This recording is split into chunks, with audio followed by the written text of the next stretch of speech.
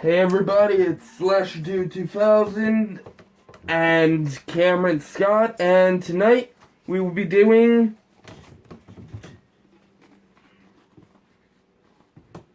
Friday the 13th. I want to call it the 10th one, but no, it's Jason versus Freddy, which it technically is the 10th movie of the series and the 8th movie of the Friday the Nightmare on Elm Street movies. So, tonight, as usual, Cameron will be giving the synopsis, and I will be giving the facts. The main character is Lori. Her mother was killed in a mysterious circumstance. In the early part of the film, she suspects possibly her father was the one that killed her mother. But the interesting stuff, Jason is in like a sleep trance, if you will, and Freddy Krueger is weak. He hasn't had anybody to prey upon, so he uses Jason, if you will, as kind of a puppet to get some of his power back. But he winds Jason up for these kills, but Jason is an unstoppable force. So once, Jason gets going on this killing rampage, Freddy Krueger can't just stop him, Jason does what Jason does best, which is just kill a whole lot of teenagers, or just kill a whole bunch of people. And so it pits these two horror icons against each other, because, Jason is being Jason, and Freddy is a dick. Right. That's essentially the film.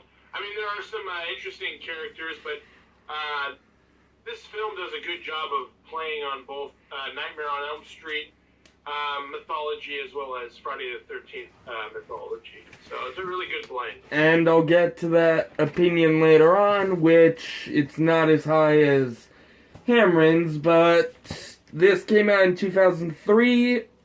Sadly, it came after Jason X, where we're doing this one first because continuity reasons. Obviously, Freddy vs. Jason would come before Jason X because one takes place in the present, one takes place all the way in the past. All the way in the future, so duh.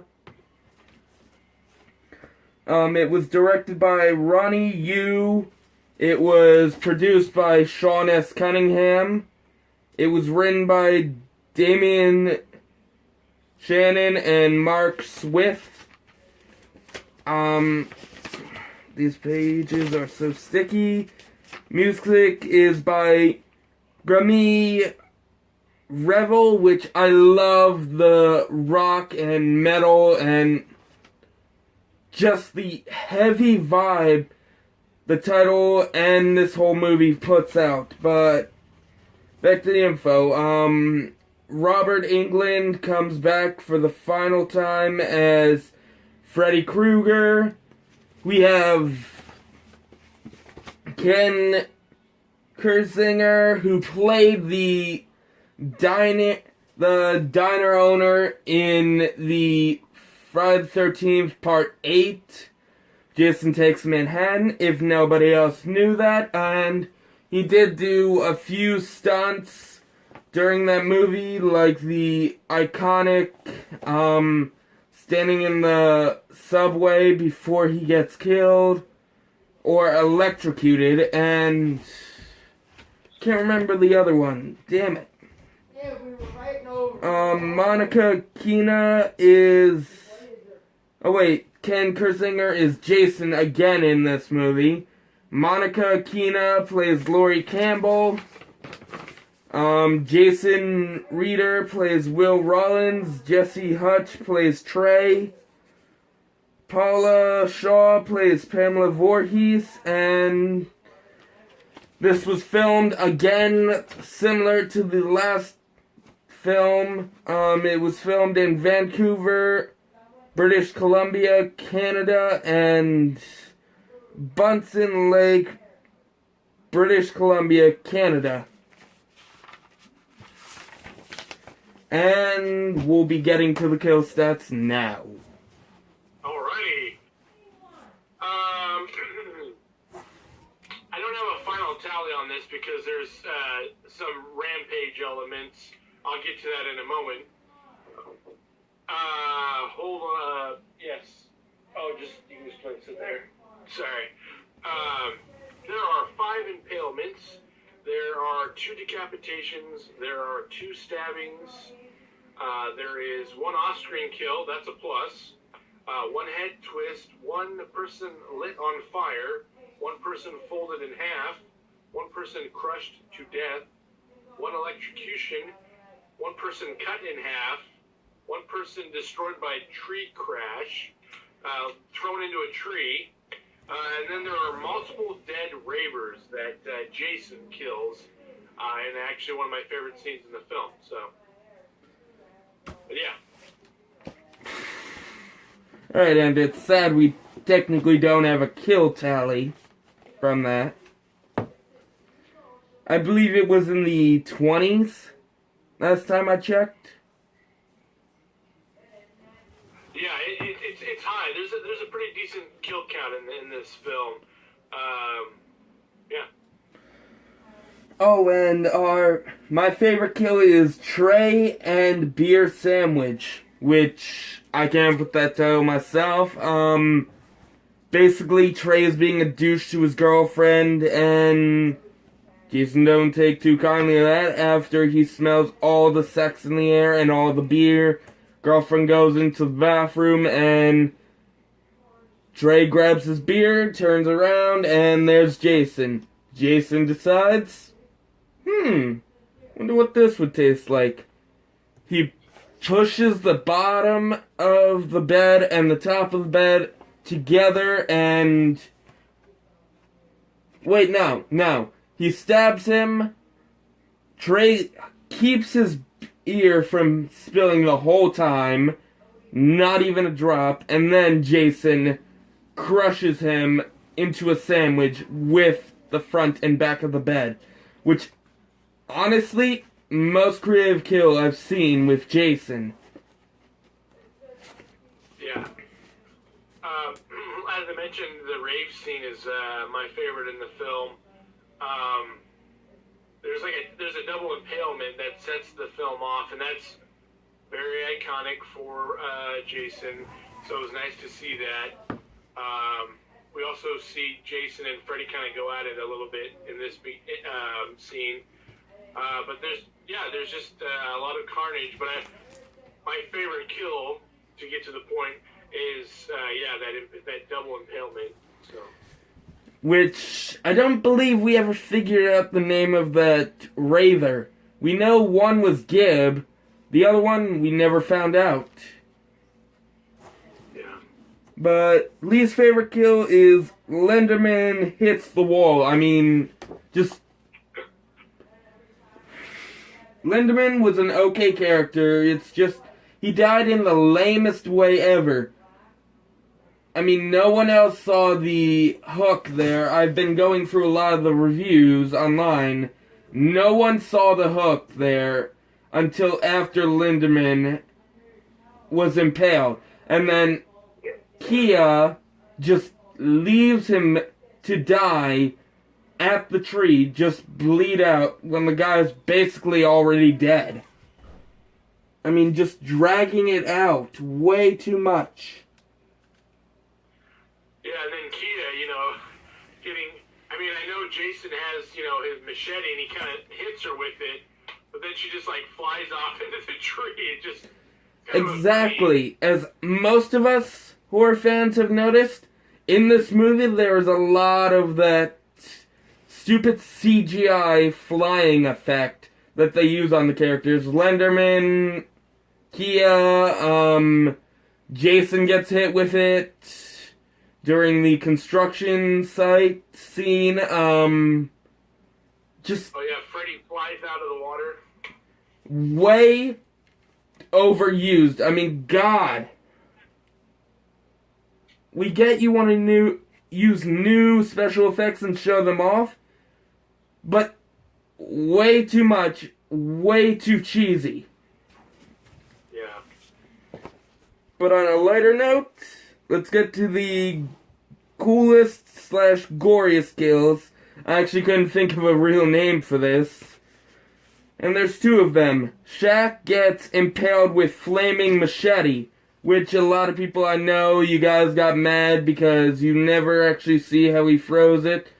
But remember, I'm pretty sure he threw it like the spear, like any spear he would have thrown. So at least we get something, and that cool effect of Jason walking through the cornfield on fire, just like, oh shit, oh shit, oh shit. Is this what it would have looked like if he stayed in hell? Yeah. And then... when Freeberg gets cut in half and his body, the top half of his body spins, that was pretty bloody. You just read my mind. Freeberg gets slashed in half was my second glorious kill, which... I don't know if anyone else noticed this. I'm pretty sure most of you guys have, but I'm pretty sure Freeberg is basically a ripoff of, You're reading my mind. Silent Bob. He's not Bob. I mean, I kept on asking my mother after I saw the movie, is that Silent Bob? Is that Silent Bob? My God. Yeah, I saw this in theaters, so this was only, a year or so after the last, at the time, the last Jay and Silent Bob film. Jay and Silent Bob Strikes Back? Yes,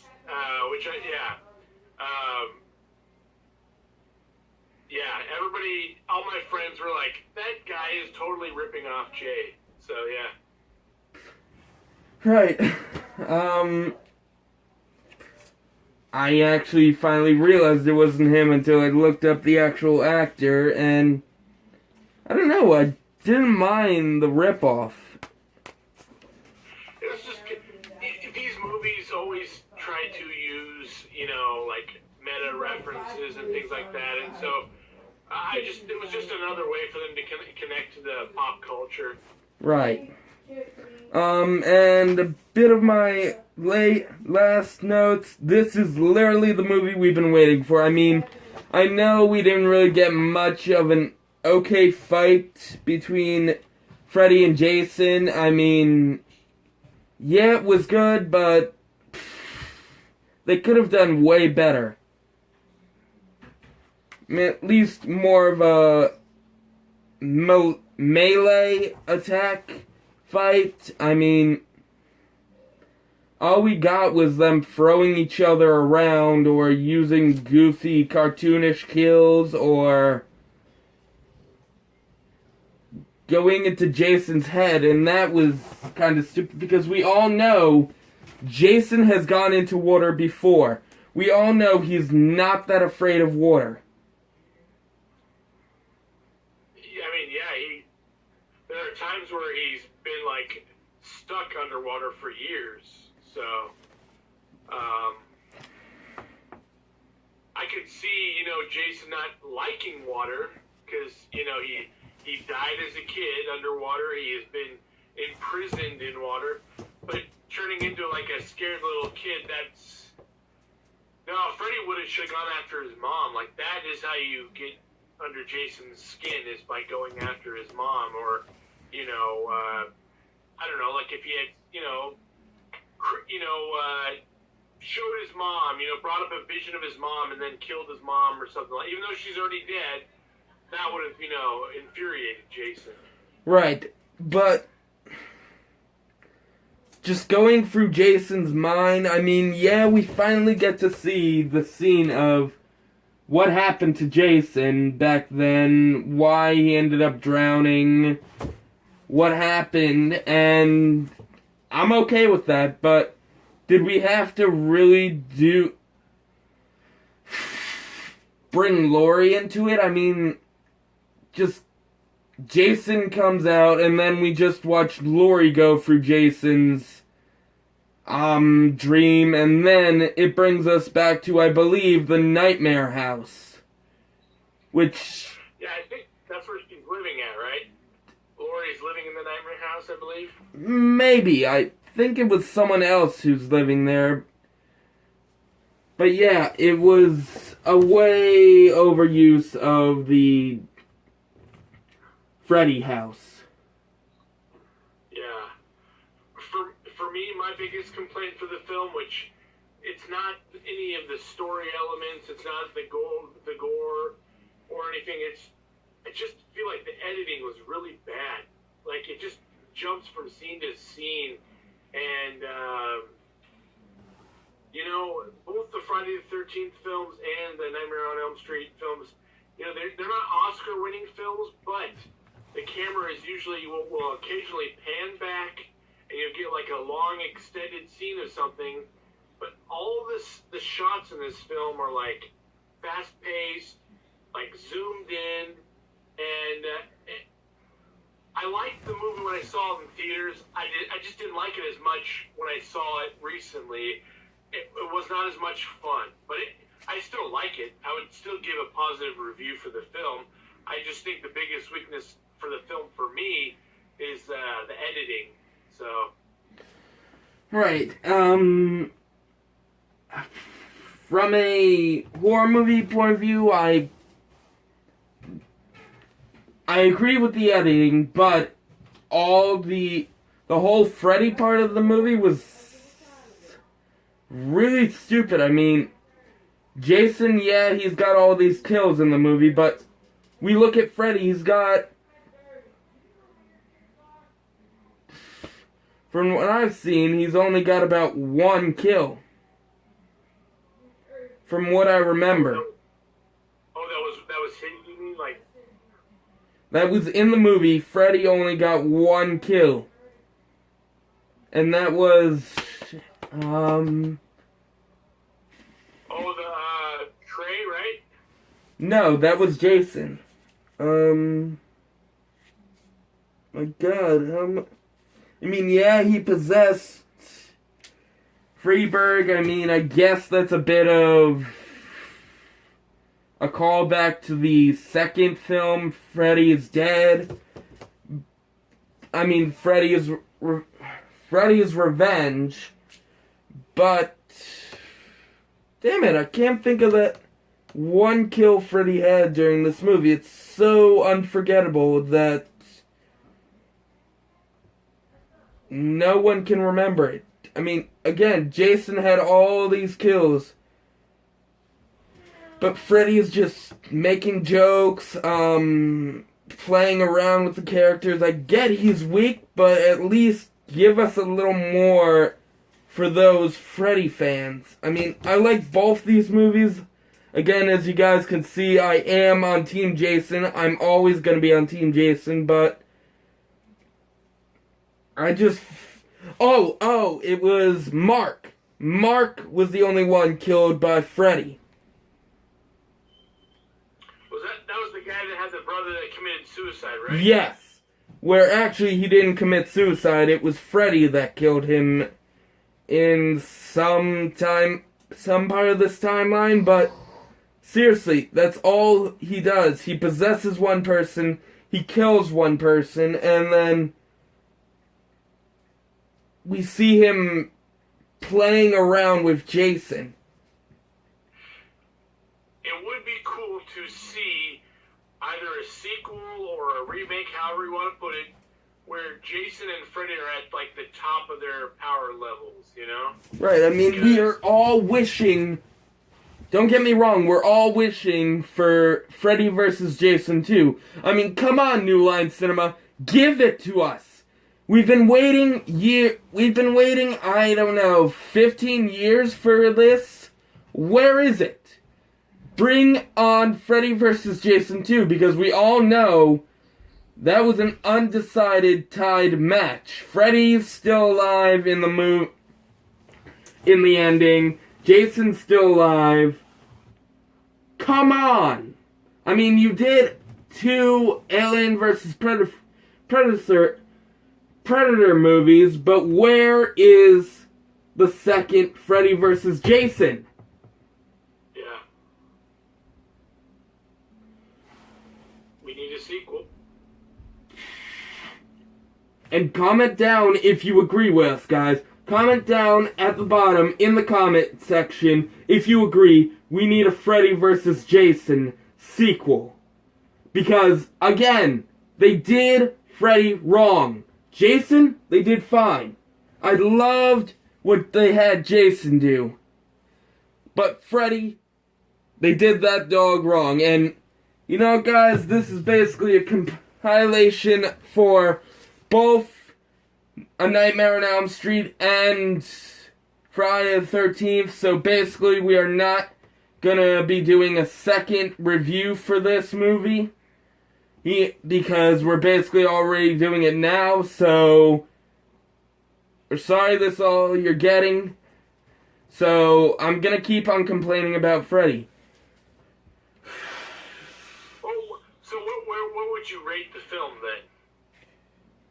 then? I mean, it's not that bad, but it's not that good, so 5.5? That's actually really fair. Yeah, I was going to say 6, but I mean 5.5, it was definitely a lot better than the last two Jason films. And plus, on my scale, it's higher than the fifth movie, obviously. Yeah. Hey, what about Freddy versus Roy? Jeez. Who's Roy? Huh? Who's Roy? You know, from part 5. That was the killer from Oh. part 5 was Roy. No. That would be so stupid.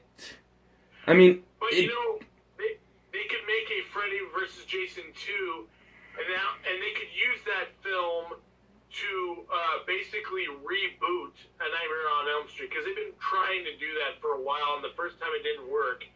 But a lot of people, at least in our group Killer Flicks, has mentioned Bill Moseley as taking over Freddy Krueger. That's the guy who plays Otis Crop Top. Driftwood. Yeah, also, yeah. I think he would do a darn good job. Yeah, I wouldn't mind it. I mean, I did enjoy the Freddy from the remake, but I'm pretty sure Bill Moseley would do a way better job. He would know that fine line between being creepy and just goofy, you know? Right. So you have 5 out of 5.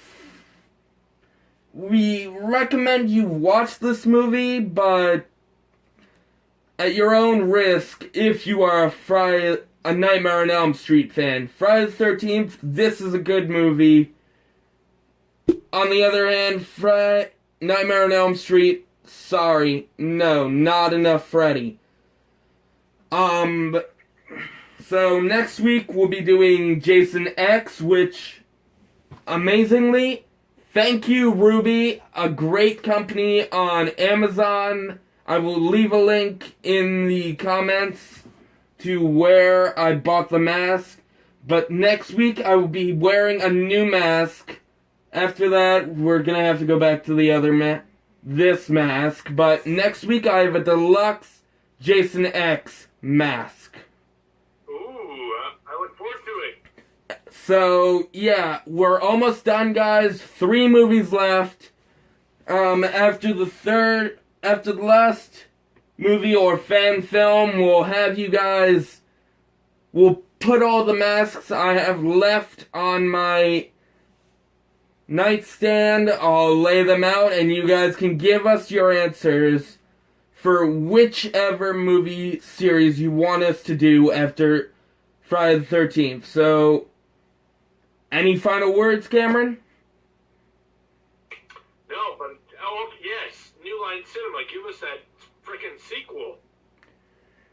And guys, try not to spill your beer, even when you're being stabbed. Or folded. Good night, everybody.